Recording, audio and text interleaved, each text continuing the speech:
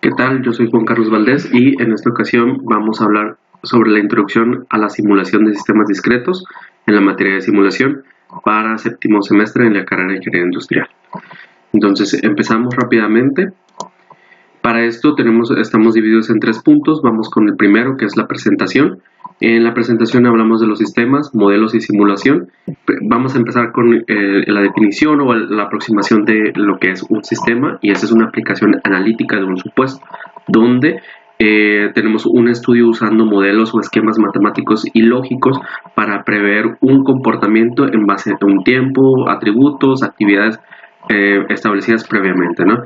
Entonces esto también nos podrá ayudar a poder resolver si esto es simple o no, para poder si el mismo sistema es lo suficientemente robusto para poder obtener un resultado, o de lo contrario ya podemos realizar una simulación.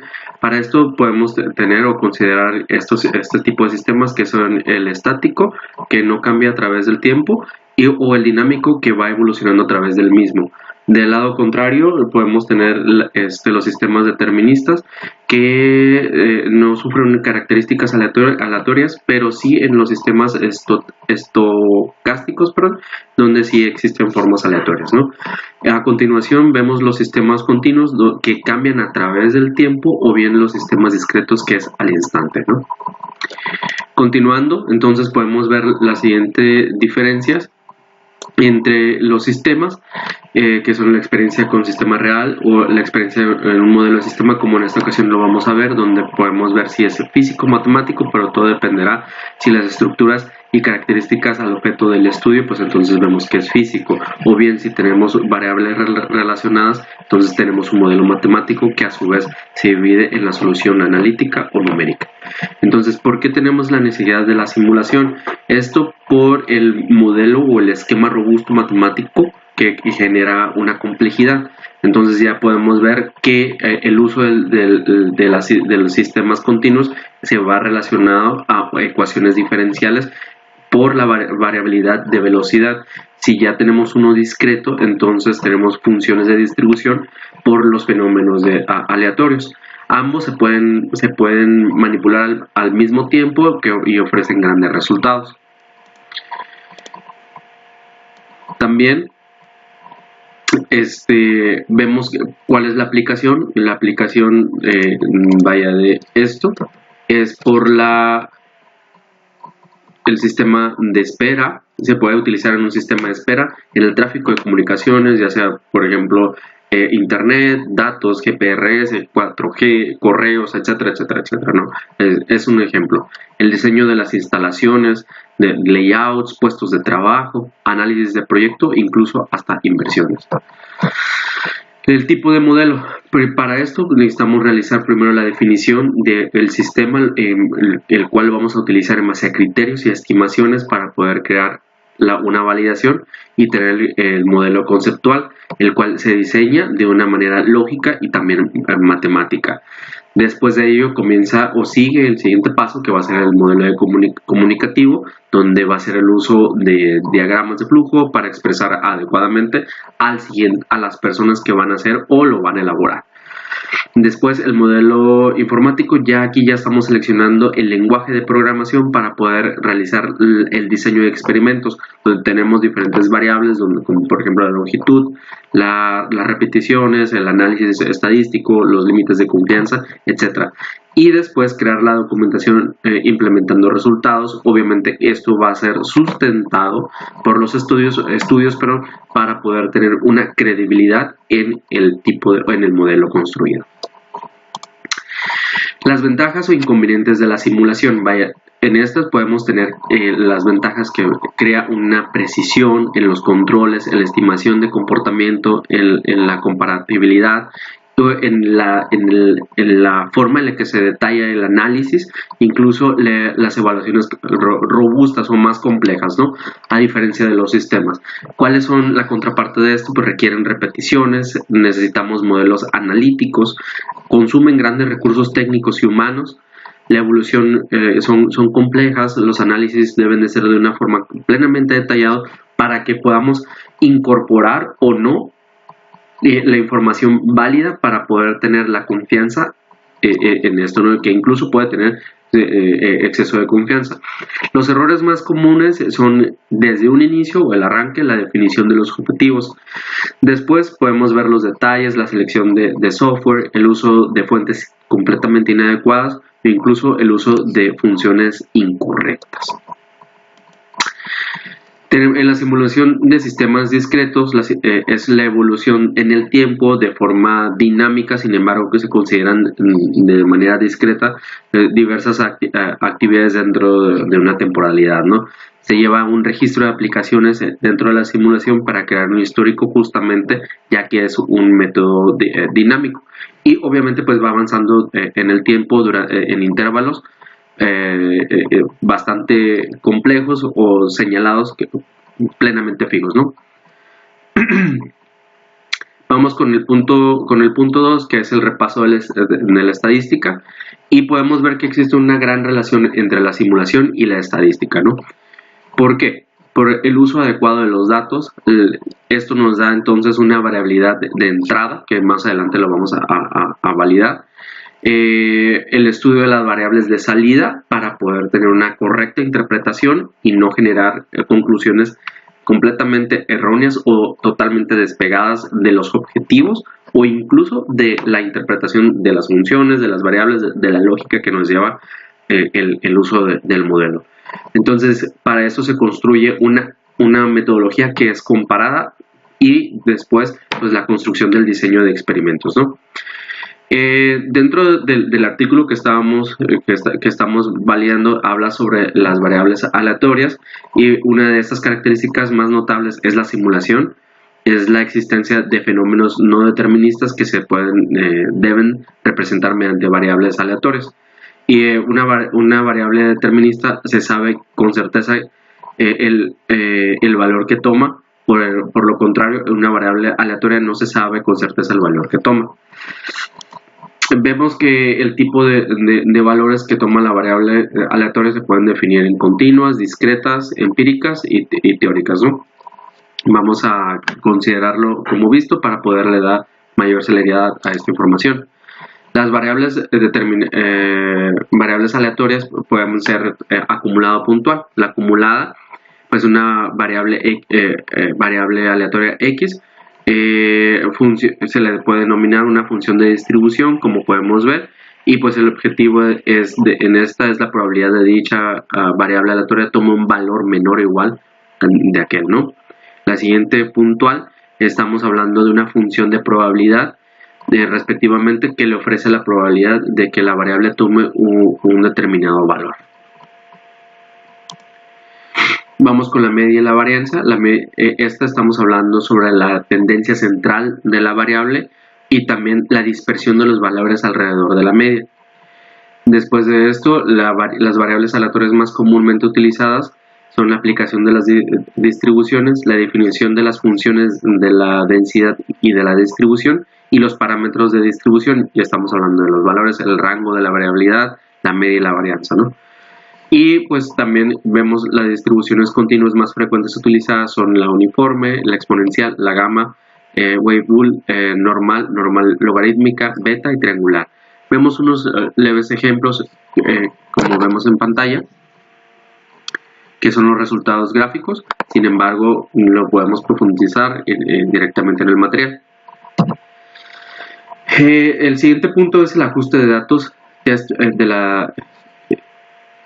la media, datos históricos que entre del número ilimitado de valores, alimentar el modelo y es identificar la distribución estadística que se ajuste de manera adecuada al conjunto de datos históricos en vez de identificar, generar valores de dicha distribución.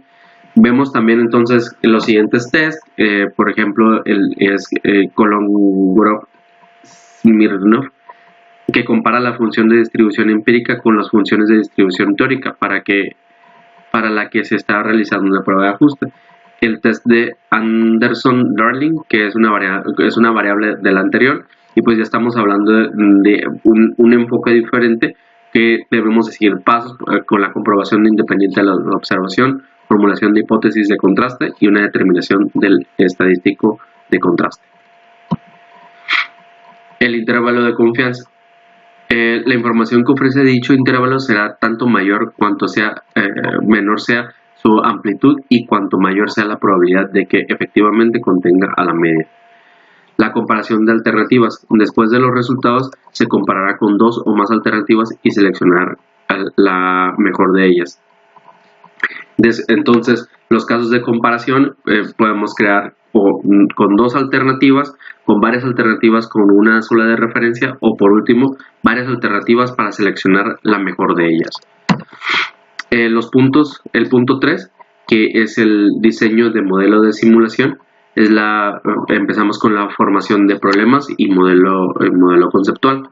Para esto se debe analizar las ventajas y los objetivos, como les mencionaba anteriormente, que se deben de incluir o que se deben de excluir para poder tener una relevancia plenamente en el sistema y por lo tanto poder asegurar la fiabilidad y como resultado la credibilidad del modelo construido en base a los entregables, ¿no? Pero todo esto debe llevar un camino ya recorrido, como lo mencionamos en el punto anterior, donde lo anterior, la credibilidad respalda el modelo informático, la explotación del diseño de experimentos, el modelo comunicativo y obviamente el modelo conceptual.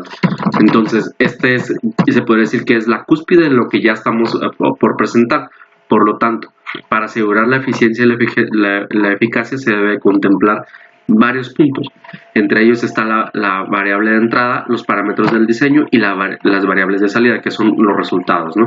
Sin embargo, la variable de entrada, estos aspectos no tenemos control, solamente los podemos conocer, sabemos que los tenemos, como por ejemplo la demanda de un producto X determinado, ¿no? Tengo en mi almacén un producto que tengo disponible para la venta, pero no conocemos la demanda. Podemos tener un histórico, lo podemos construir, ¿no? O en dado caso, podernos asegurar de que el modelo que construimos esté pegado más a la realidad.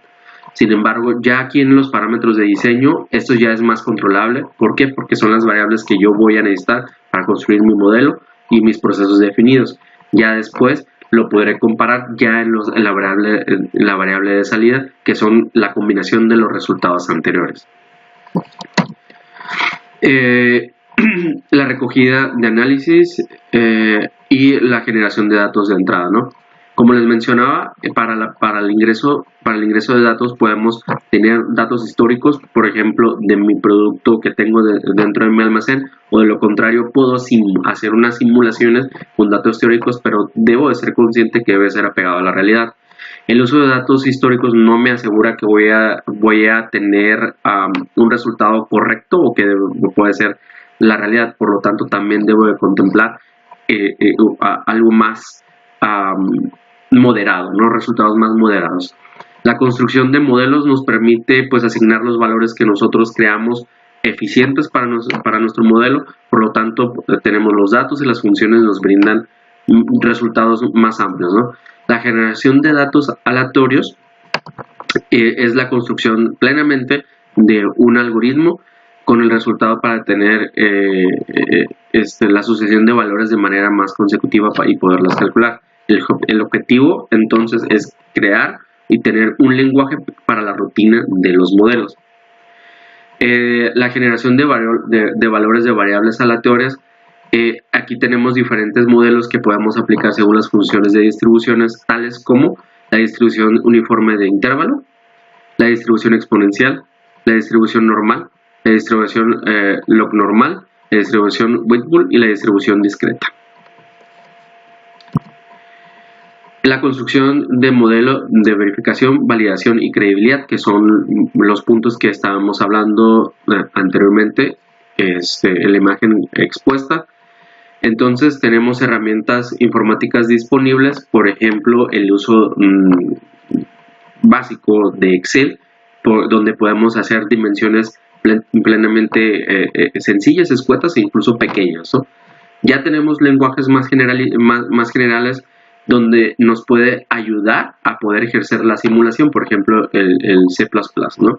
Sin embargo, para poder realizarlo nos lleva cierto tiempo para poder ejercerlo en estos sistemas que no son especializados en lo que nosotros tenemos, a contrario de lenguajes de programación plenamente para la simulación, donde ya tenemos el cumplimiento de estas tareas, o bien ya paquetes de software que nos permite diseñar de manera compleja y gráfica y estadística para la producción o de modelos lógicos, como por ejemplo el Automode, el Arena, etcétera, ¿no? Entonces ya en el siguiente punto, el 3.5, que sería la ejecución del modelo de simulación, también tendríamos que realizar el análisis. Entonces empecemos por el tipo de simulación, que será empecemos por la limitada, donde tenemos un corto tiempo de análisis con operaciones cotidianas. Por ejemplo, tenemos un modelo, una línea, y solamente se produce en esa celda, ¿no? Ya tenemos una operación cotidiana determinada en un tiempo dado corto. El lado contrario, donde tenemos una simulación ilimitada, tenemos variables totalmente ilimitadas, entonces no tenemos una temporalidad. Debemos de realizar y ampliar el periodo de la simulación para poder tener mayor recabación de datos. Esta se desprende con régimen permanente, donde el periodo de arranque es hasta la normalización de las operaciones. El régimen permanente cíclico, donde las variables determinadas ya pueden ser constantes, y un régimen permanente donde no existen patrones como tal. El análisis de simulación limitada es la selección de las condiciones iniciales, en el cual podemos moldear las alternativas para poder obtener los valores de salida completamente significativos. También tenemos la estimación de los parámetros, donde se establecen los criterios de la repetición y también de la precisión. El cálculo del tiempo de calentamiento, pues es un procedimiento de maduración de funcionamiento del modelo, ¿no? Donde podemos tener estas variables bajo control. Y la estimación de los parámetros, tanto múltiples replicaciones, que esto nos deja que transcurre durante el periodo de calentamiento, y la única replicación larga es donde la acción es durante un periodo más prolongado, pero la podemos fraccionar en el periodo de tiempo dado, ¿no? Bueno, pues por mi parte esto ha sido todo. Espero haya generado información valiosa para la introducción a la simulación de sistemas. Mi nombre es Juan Carlos Valdés. Muchas gracias.